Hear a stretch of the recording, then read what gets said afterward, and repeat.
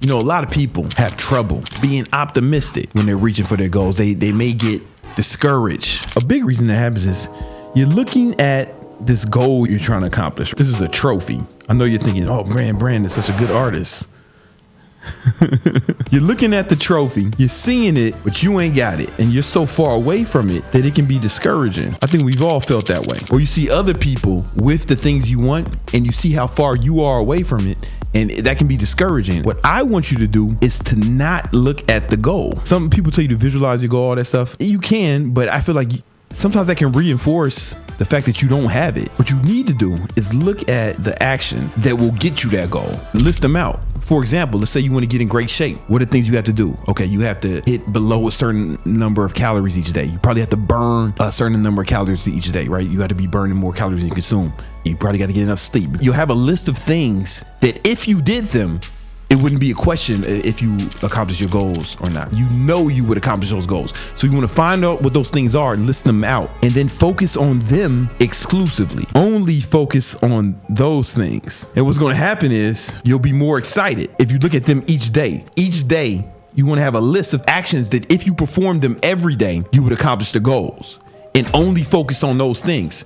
I actually recommend you track those things. Let me bring up Notion. You create yourself a habit tracker or a spreadsheet of all the things that if you did them every day, your goal, you know you would accomplish it. So I have something like that. This is one for one of the months. These are things I had to do every day. And if I do these every day, I'll hit my goals in life. I know I will, right? I got to work out. I got to do AM meditation, PM meditation. I got to hit my macros. Got to get at least 7 hours of sleep. I track my spending and my income and all my financial stuff in mint.com every day. I do something called the flex pitch. I can't tell you what that is, but it makes me a lot of money. One of my goals is to get 1 million subscribers here on YouTube and 1 million followers on Instagram. So I had to make content, right, to do there. And then I want to have a good loving relationship with my girlfriend. So I track how much time we spend together. And I track all this shit each day.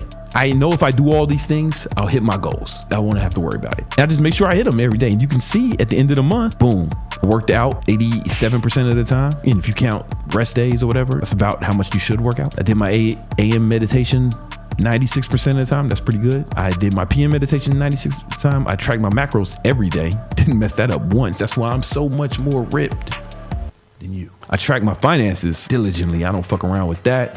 I did the thing called the flex pinch. Look at Spanish. Yo hablar un poquito español, dos gatos para mesa, uno hombre, siete, por favor, cabeza.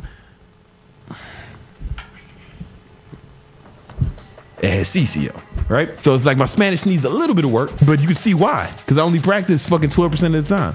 So I didn't fucking hit that goal. I'm not the best Spanish speaker. Obviously, I'm really good, like really good, but I'm not the best. And you can see why. We can just look at the evidence. And studying, I stay studying, worked on content. Oh, if I work on content almost every day, 80% of the time, it's not a mystery to me why my social media has grown so much over the last year. I don't have to guess. And what that does for you is because I'm only focusing on the actions and I'm not even thinking about the goal. I don't even have to think about the goal. In fact, when I hit the goals, I'm not even that excited because it's like, oh, I knew that was going to happen. Like when I got 1 million followers on Instagram, my girl just told me, hey, you got 1 million followers. I was like, oh, cool. And I just went to the bathroom and then got ready and went to the gym. And I ain't had no big celebration or anything like that. That was supposed to happen because I just looked at the actions and I'm not surprised and I'm not even worried about it. I just worry about doing the things that get me there each day.